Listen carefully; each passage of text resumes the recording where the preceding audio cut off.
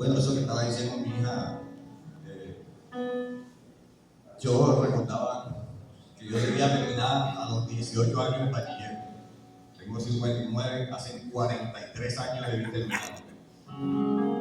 Y ayer cuando estaba tomando, había una señora que decía, glorificando a Dios, que ella tenía 25 años que había dejado de estudiar. Y yo dije, usted tiene 25, pues yo tengo 43. Pero bueno, lo importante es que perseveramos en conseguir este oro, ¿verdad? Es lo más importante, no importa la edad. Porque el proceso de la vida del ser humano es aprender todos los días. Pero yo meditando en esto, yo decía, bueno, Señor, todos estos logros son buenos y traen felicidad, traen dicha. Pero digo, yo mejor prefiero es lo que Dios demanda para nosotros cada uno. Que lleguemos aprobados delante de Él. Ese es el mejor logro. Que lleguemos aprobados delante de Él. No importa todos los logros que tengamos. Este es un principio de uno de los tantos. Porque sé que después van a venir más y más y más. Yo reconozco que en los caminos del Señor, Dios nos va llevando de victoria en victoria y de triunfo en triunfo. Nadie se queda estancado, porque el que se estanca se muere. Entonces en la vida del Señor siempre va a haber continuidad. Y algo que quiero decirle es que la palabra tiene poder. La palabra tiene poder. Usted tiene que tener en cuenta que cuando usted recibe una palabra que viene de parte de Dios, usted, aunque no la quiera, esa palabra va a hacer mella en usted. Porque la palabra por la cual Dios la lanza, ella va a ser el efecto, aunque usted no lo quiera. Tarde o temprano, pero lo hace. En el tiempo del Señor. Y yo me río porque desde que comencé yo aquí el Evangelio, no sé si es por la edad o por las canas, siempre me dicen pastor. Y yo, no, yo no soy pastor. En las actividades donde hago, hermano pastor, y yo no soy pastor. El pastor es mi hermano, me dice la abuelita, el otro hermano mío que sí es pastor. No, yo no soy pastor. Pero no sé, dentro del corazón siempre uno tiene, ahí está, la palabra, ¿verdad? Y ese es el camino por el cual el Señor me va enrutando. Aunque yo diga no, como dijo Moisés, no, Señor. Pero terminó haciendo sí, Señor. Pero bueno, en esta mañana quiero compartirle un tema del Señor Jesús. Una enseñanza que Él hizo a sus discípulos. Y es una enseñanza muy conocida por nosotros. Una enseñanza que hemos escuchado muchas veces, pero cuando nosotros pensamos a analizar, pensamos a escudriñar, vemos unas profundidades que tienen estas enseñanzas de Jesús. Jesús siempre hablaba a la gente, ya sea por parábolas, ya sea directamente decía lo que tenía que decirle a la gente. Y él siempre usaba diferentes formas de lanzar un mensaje. Y en este caso yo quiero hablar sobre el Sermón del Monte, pero específicamente me voy a enfrascar o voy a enrutar en uno solo, y es sobre la bienaventuranza. Como estamos hablando aquí del reino, ¿verdad? Porque ese es el fin de todo ser humano. Todos los que se quieren ir para el cielo. ¿Quién se quiere ir para el cielo? Todo el mundo quiere ir para el cielo, ¿verdad? Usted le pregunta a cualquiera, no importa lo que sea, no, yo voy para el cielo. Nadie dice, no, yo voy para el infierno. Todos se quieren ir para el cielo. Entonces, el Señor Jesús, Él, en el Sermón del Monte, está la multitud atenta, ¿con qué nos va a salir el Señor? Y el Señor en Mateo 5, busquemos en la palabra del Señor.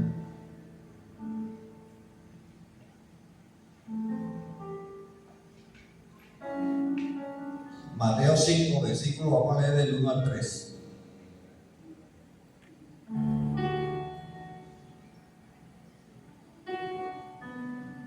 Dice la palabra de Dios en el nombre del Padre, del Hijo y con la unción del Espíritu Espíritu Santo.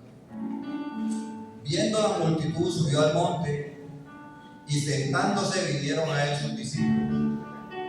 Y abriendo su boca, le enseñaba diciendo: bienaventurados los pobres en espíritu, porque de ellos es el reino de los cielos. Y sigue él allí hablando sobre 8 bienaventuranzas más seguidas. ¿Y por qué quiero embarcarme yo en esta bienaventuranza? En la primera. Él allí habla: bienaventurados los que lloran, bienaventurados los mansos, bienaventurados los que tienen hambre y sed de justicia, bienaventurados los misericordiosos, bienaventurados los de limpio corazón y bienaventurados los pacificadores, bienaventurados los que padecen persecución, bienaventurados cuando por mi causa os vituperen y persigan. Allí el Señor comienza con 9 bienaventuranzas. Esta bienaventuranza, cuando nosotros vamos leyendo en la parte del griego, ¿qué significa la palabra bienaventuranza? Es una persona dichosa y feliz. Dichosa y feliz. Diga: yo soy dichoso. Yo soy feliz.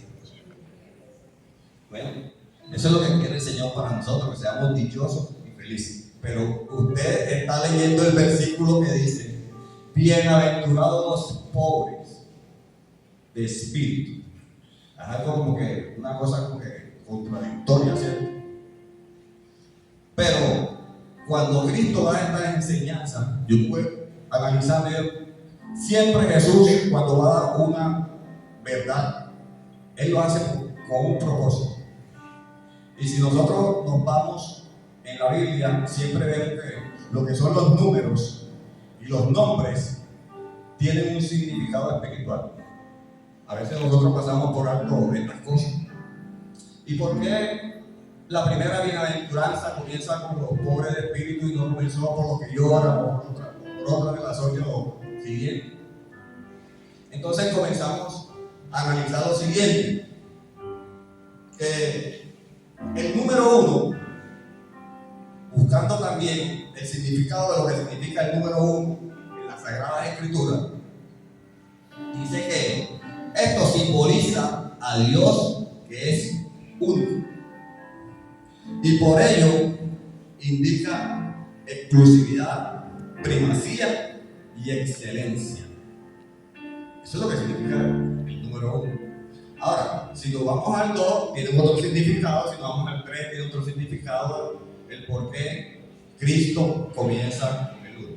Ahora, si nos vamos al 9, para no darle tanto significado a los números, el 9 también tiene su significado.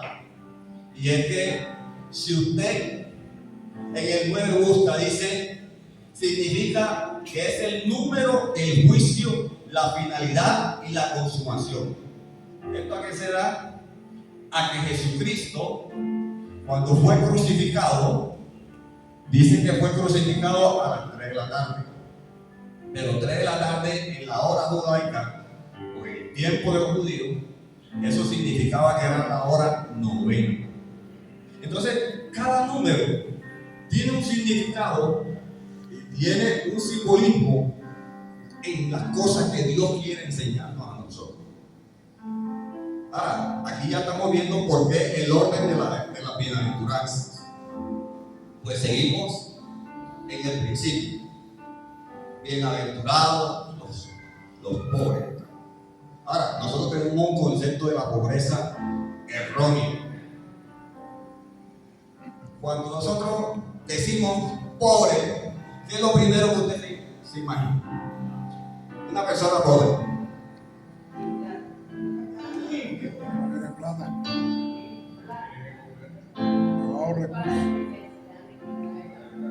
Lo primero que nosotros nos llevamos al concepto natural es que está limpio, tiene plata. Y más cuando le dicen humilde. Entonces, cuando es humilde, que vive pobrecito, vive arrastrado, vive allá en lo más profundo de pasar. Entonces, ese es un concepto concepto que nosotros nos llevamos siempre cuando vemos pobre. Pero aquí está diciendo Jesucristo que usted es dichosa. Yo soy dichoso cuando soy pobre. Es algo que contrasta, ¿verdad?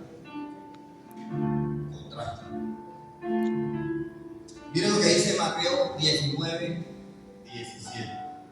Él les dijo: ¿por qué me llamáis bueno? Ninguno hay bueno sino uno, Dios. Mas si quieres entrar en la vida, guarda los mandamientos. ¿Quién es la vida? Cristo. Aquí estamos hablando del uno, estamos hablando de la vida. Cristo.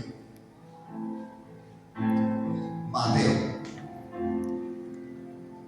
Aquí nosotros también, en el número 9, podemos expresar que en el 9 también se habla de los dones y de los frutos del Espíritu, que son 9.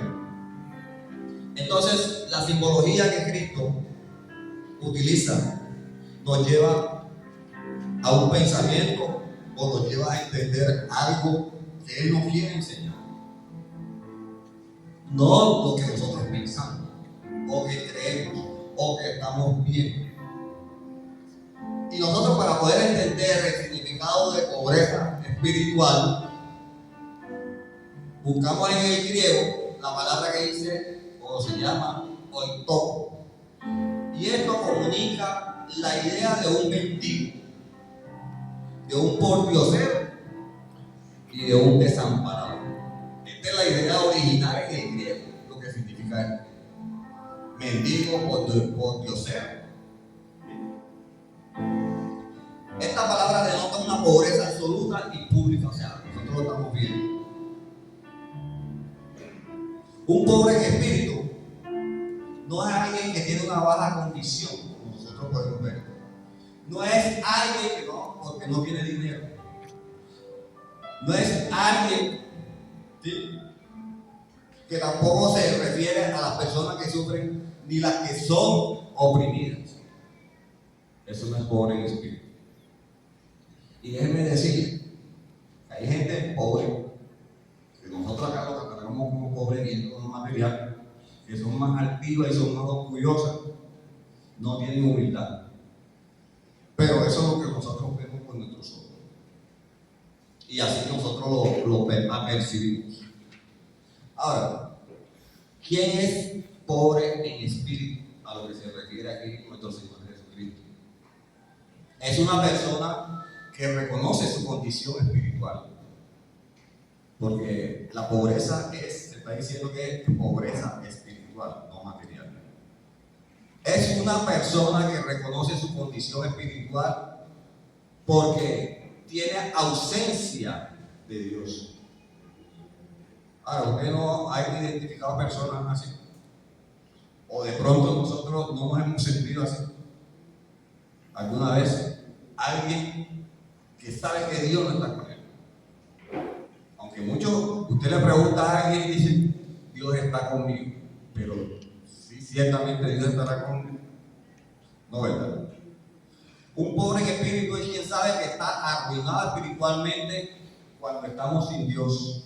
Es quien está desprovisto de toda virtud y reconoce su pobreza total ante el Señor. Eso es cuando nosotros reconocemos nuestra condición. ¿Cómo estamos delante del Señor? Cada uno se examina dentro de sí y sabe en qué condición espiritual se encuentra delante de Dios. Una de las cosas que siempre nos lleva a los que estamos caminando con el Señor es que cuando nosotros bajamos de oración, nuestra condición espiritual baja. Y allí uno se da cuenta de cómo está su condición espiritual.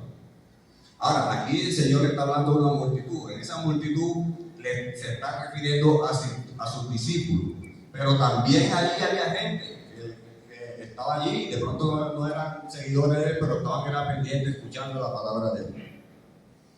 Así que el Señor a todos le está dando esta palabra. Los pobres en espíritu exhiben una genuina humildad y están despojados de todo orgullo. Una persona que es pobre de espíritu espíritu no es orgullosa, no es altiva y se humilla. Hay personas que son muy arrogantes, altivos, orgullosos y quieren estar por encima de los demás. Pero eso no es una pobreza espiritual a lo que el Señor se refiere. Ahora, el Señor está dando esta enseñanza a sus discípulos, enseñándoles para que ellos aprendan su carácter. ¿Cómo debe de obrar un cristiano en su vida? ¿Sí? No debe ser orgulloso, no debe ser altivo. Todas estas cosas allí el Señor está enseñando a los discípulos. El pobre en espíritu no confía en sí mismo, más bien procura buscar la gracia de Dios.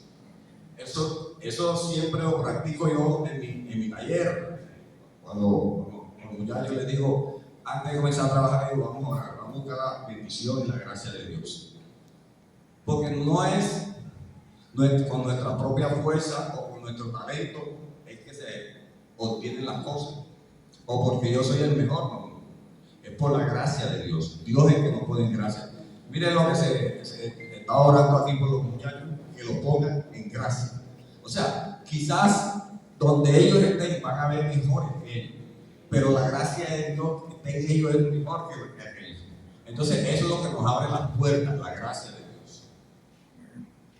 El pobre en espíritu tampoco se jacta de su progreso ni de los logros, y reconoce su bajeza y mira a los demás como a superiores.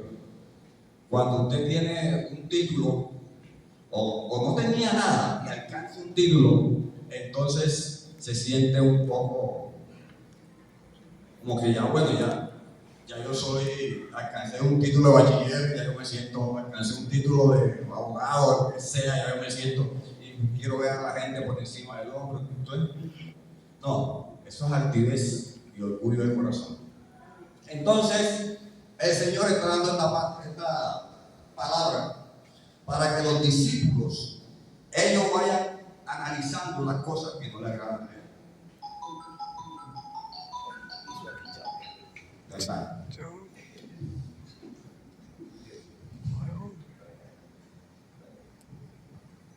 Gloria a Dios.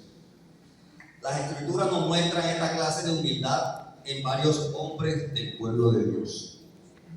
Vamos a ver este ejemplo en varios hombres de Dios que fueron hombres que Dios usó porque fueron hombres humildes y pobres de espíritu. Y entre esos comencemos con Moisés.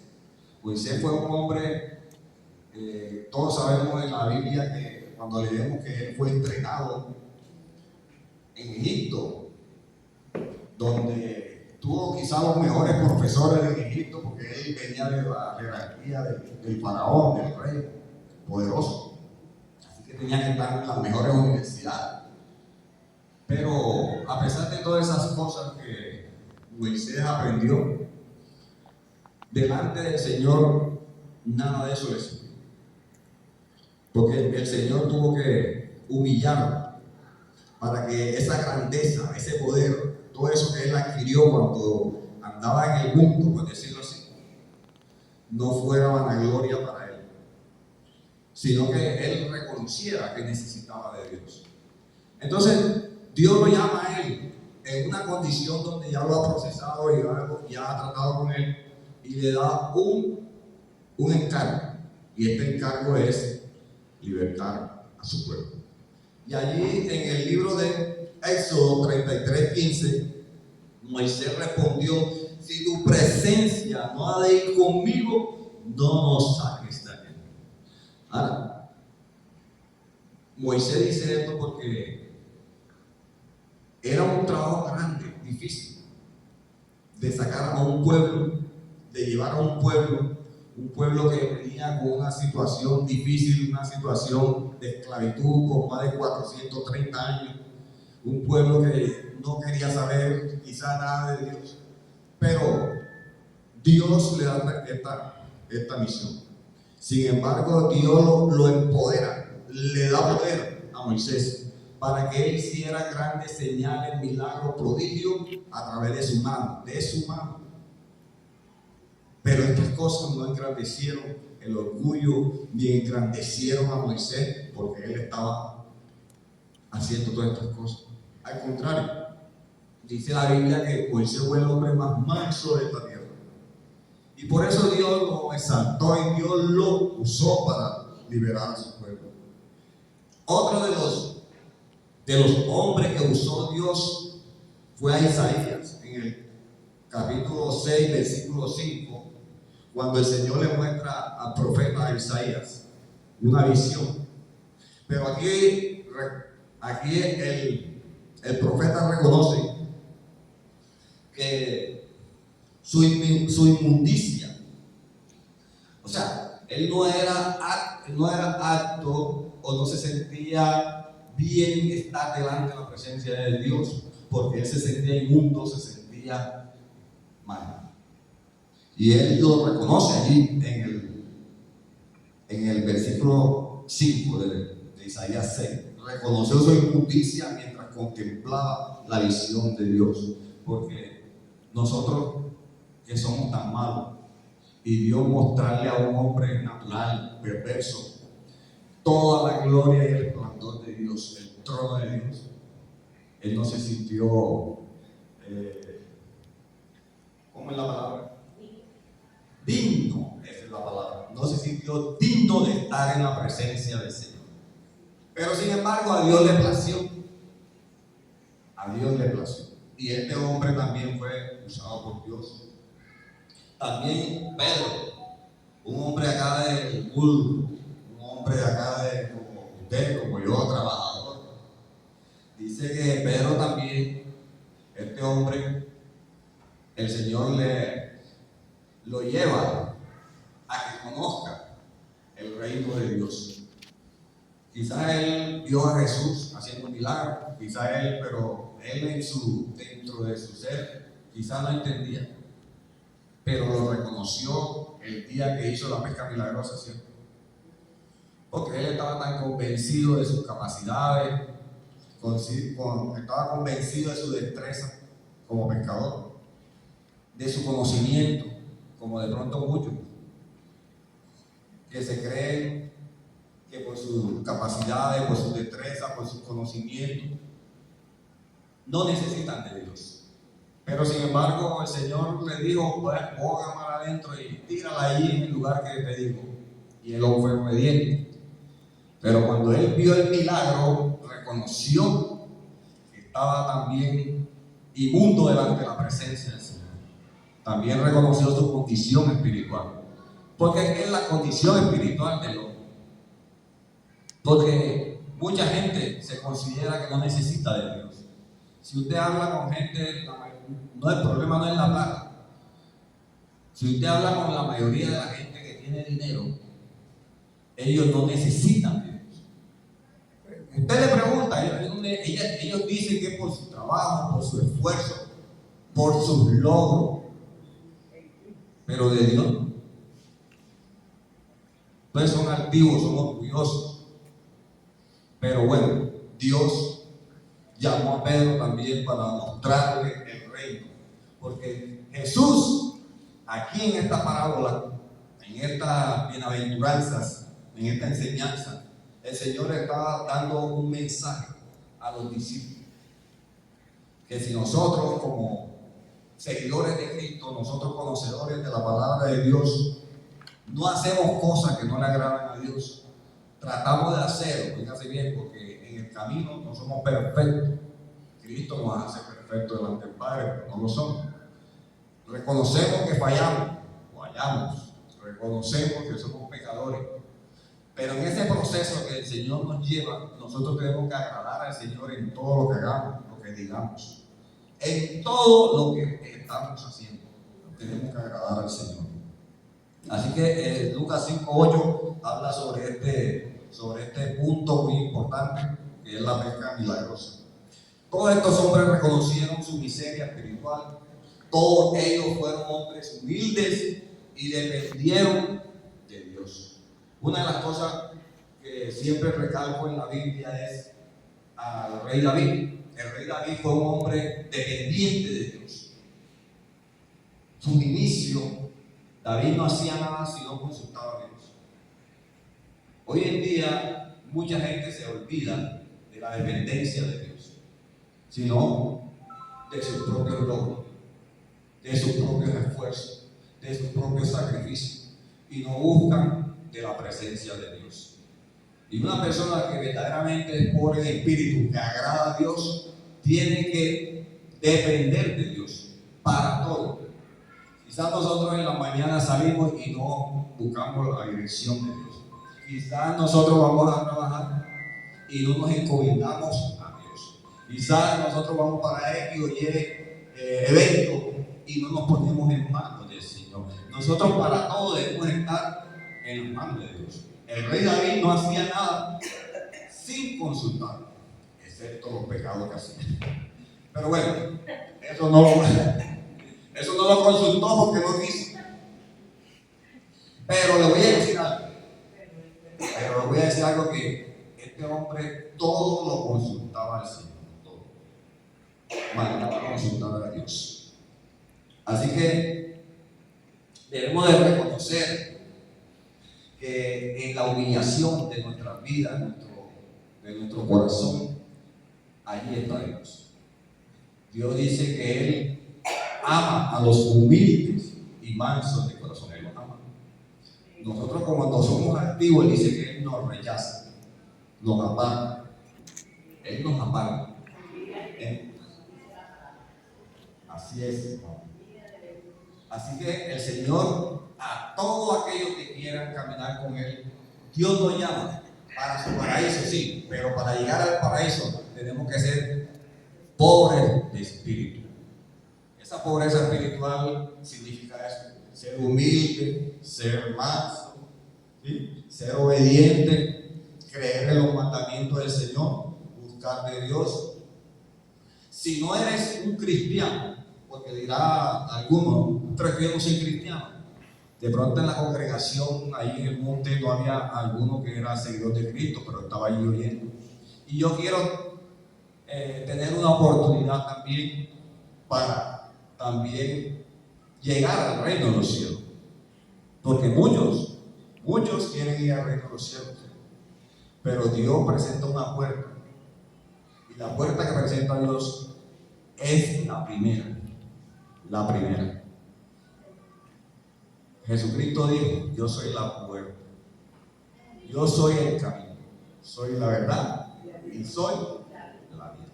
Y nadie viene al Padre si no es por mí. Así que cuando nosotros reconocemos nuestra condición y no somos creyentes, no estamos caminando con eso, lo primero que tú tienes que hacer, el primer mensaje que el Señor, cuando vino a esta tierra, fue: arrepentidos y convertidos, porque el reino de los cielos se ha acercado. Entonces, lo primero que Jesús le está enseñando a los discípulos es: sé pobre de espíritu, yo estoy aquí, yo soy la puerta, yo soy el camino, soy la verdad y soy la vida. Arrepiéntete de tus pecados, apártate de ellos, y yo te doy la salvación, te doy la bendición y te doy la vida. Eso es lo que el Señor le está diciendo a los que no son creyentes. Ahora, a los que ya estamos caminando con el Señor nos demanda que seamos humildes, ¿sí? Que seamos humildes, porque podemos estar siendo de pronto un poquito orgullosos, pero el Señor nos demanda que seamos humildes, que nuestra condición sea de sencillez y que nuestra condición sea dependencia de Él. Eso es lo que el Señor me está enseñando a los discípulos. Sean dependientes de mí, no hagan las cosas sin consultar conmigo.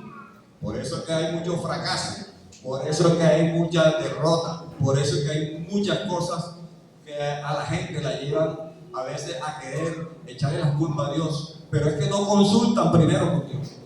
Cuando ya están metidos en el proceso, cuando están metidos en la situación, entonces cuando quieren remediar. Pero ¿para qué?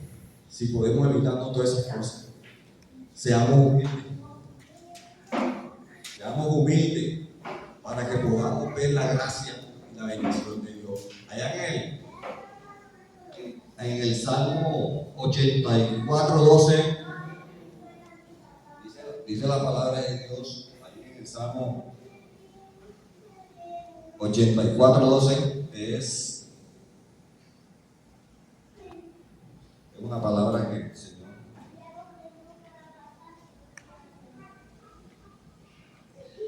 dice: Jehová de los ejércitos, dichoso el hombre que en ti confía. Hablando del Señor, dichoso el hombre que en ti confía. Ahora, estamos hablando de pobreza de espíritu, y esto significa ser dichoso y ser feliz. Ahora, ¿qué nos demanda el Señor?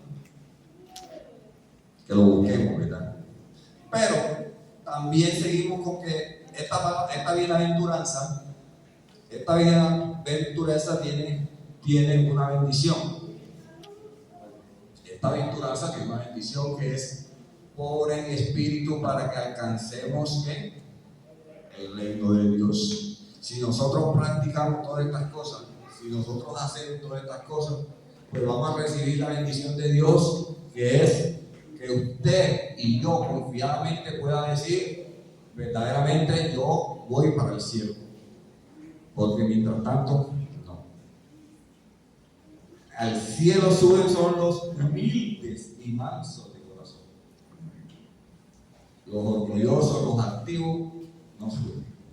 Entonces Dios demanda que tu pueblo sea pobre de corazón. Le damos la gloria a Dios en esta mañana, porque Él nos habla a través de su palabra, Él nos enseña. Reconocemos que sin Cristo nosotros no podemos hacer nada. Reconocemos que Cristo es el dador de la vida, y Él quiere que su pueblo vaya caminando como Él demanda, no como nosotros decimos. Por eso Él dice en su palabra: el que cree en mí, como dice la Escritura, no como digo yo ni como dices tú, sino como dice la Escritura, para que pueda haber un proceso en la vida del ser humano, para que pueda haber un cambio, para que pueda haber una transformación, para que Dios pueda usarlo a usted en el ministerio, a usted y a mí, para que nosotros seamos un canal también de bendición para otros. Para eso Dios nos prepara, para eso Dios nos enseña, porque Él nos va enrutando en este camino y en este proceso para una vida eterna. Porque sí, ciertamente hay una vida eterna en el cual lo que, como dije ahora ratico, lo que seamos aprobados, vamos a disfrutar de la presencia del Señor. Y ese es el logro más importante en nuestra vida. Amén. Amén. Gloria a Dios. Vamos a orar. Padre, gracias te damos por este momento. Gracias por tu palabra. Gracias, Señor, porque tú nos hablas a cada momento. Gracias por tus bendiciones, Señor. Y que, Señor, sabemos que sin ti no somos nada. Y que apartado de ti nada podemos hacer. Por eso nos regocijamos delante de ti, reconociendo tu presencia, tu poder, reconociendo que tu Espíritu mora en nosotros. Y Él nos enseña cada día tu palabra, y nos enseña a ser mejores, para que podamos agradarte en todo lo que hagamos, aún en lo que digamos, Señor. Ayuda a tu pueblo, Señor, a caminar en rectitud, en integridad y en justicia, porque tú amas a los justos, tú amas a los que hacen justicia, Señor. Gracias por la vida de cada uno de mis hermanos. Bendícelo, llévalo con tu paz, tu seguridad al momento de salir, Señor. Guárdalo, Padre, en el nombre poderoso de Jesús. Gracias, Señor. Amén y amén.